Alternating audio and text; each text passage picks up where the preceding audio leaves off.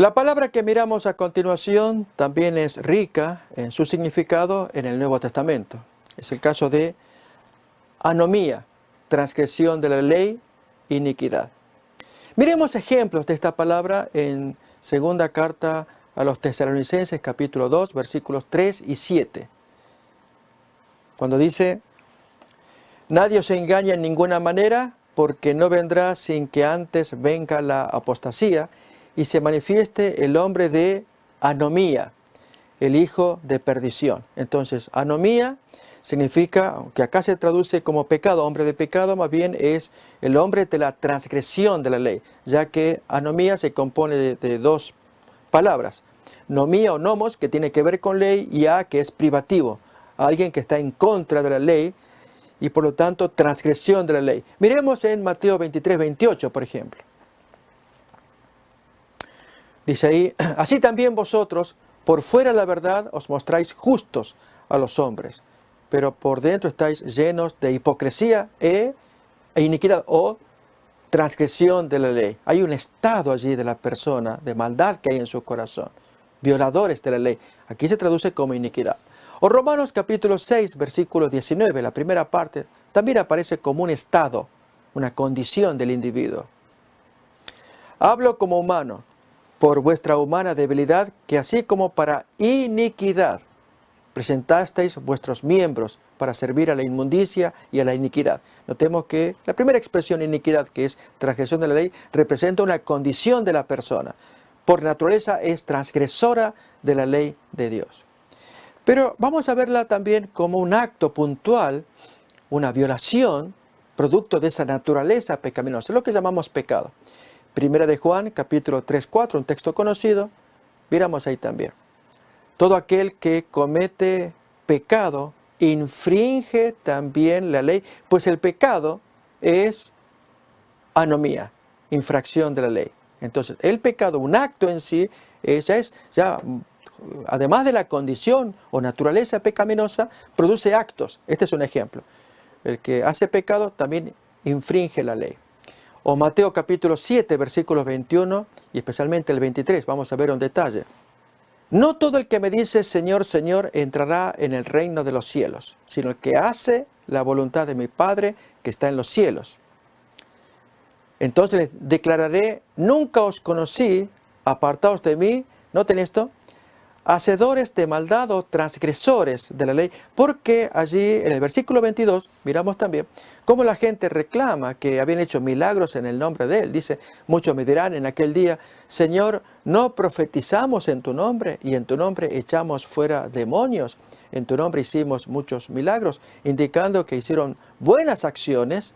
Pero el Señor les revela ahora en el versículo 23 otra vez que mientras ellos hacían buenas acciones, había algo allí que los inhabilitaba para estar delante del Señor. Y ya Jesús lo había dicho en el versículo 21, que ellos no hacen la voluntad de Dios. Bien, aquí lo tenemos en el versículo 23. Entonces les declararé: nunca os conocí, apartaos de mí, transgresores de la ley. Maldad significa, es anomía en griego, se traduce aquí como maldad, pero y al decir hacedores de anomías, esto es transgresores de la ley. Miremos ahora la palabra relacionada, anomos, ya como sustantivo o adjetivo.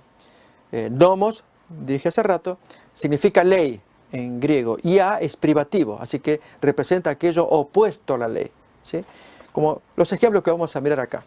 No sujeto a ley. En 1 Corintios 9:21, varias veces se utiliza esa expresión. Vamos a ver allí. No necesariamente que está en contra, aunque incluye esa palabra, lógicamente, anomos, que está en contra. Dice: a los que están sin ley, es decir, no están sujetos a la ley. Como si yo estuviera sin ley también, es decir, como si yo fuera un anomos. Pero yo no estoy sin ley de Dios, sino que estoy, y entonces allí ponemos ennomos, que estoy en la ley. Fijémonos, al decir ennomos, esto es que está enmarcado dentro, o aquí se traduce bajo la ley. La palabra ennomos más bien es dentro, en, pisando, o sea, cubierto en esa ley. Esto es lo que va a querer decir, está caminando bajo el fundamento de la ley, para ganar a los que están sin ley, ¿sí? Vamos a ver ahora El siguiente ejemplo, en 2 de Pedro 2:8. Allí sí vemos a la gente que no es obediente a la ley. Propiamente son los criminales, los transgresores también, ánomos. Porque este justo, hablando de Lot, que moraba entre ellos, afligía cada día su alma justa, viendo y oyendo los hechos criminales, ánomos de ellos. Inicuos es la traducción para ánomos. Por lo tanto, son transgresores, y Lot afligía su alma a ver esos hechos.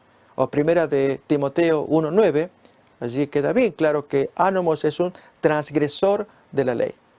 Primera de Timoteo 1:9 dice, conociendo esto, que la ley no fue dada para el justo, sino para los transgresores y desobedientes. Allí entonces transgresores son los ánomos. Para los impíos y pecadores, para los irreverentes y profanos, para los parricidas y matricidas, para los homicidas. Notamos que transgresor, ánomos, es todo aquel, se refiere a aquellos que violan la ley de Dios. Y por lo tanto ahora viene lo que nos interesa de esta palabra. Y es cómo la Biblia define al anticristo. En 2 de Tesalonicenses capítulo 2, habíamos leído versículos 3, 7, lo vamos a leer otra vez, pero el 8 le va a llamar el ánomos por excelencia. Es el transgresor, el ilegal, el ilícito, el sin ley. Esto es el anticristo. Vamos entonces a leer estos textos relacionados. Primeramente, 2 de Tesalonicenses capítulo 2, versículos 3 y 7, donde se habla de anomía. Esto es lo que caracteriza al ilícito, al sin ley, al transgresor por excelencia, el anticristo. Miremos pues.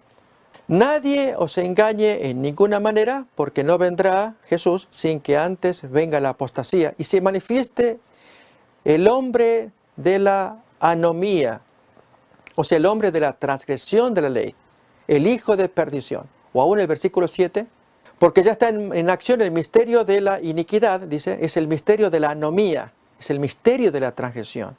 Note que aquí se le llama un misterio. ¿Cómo es que este individuo pudo hacer crecer en todo el planeta la violación de la ley?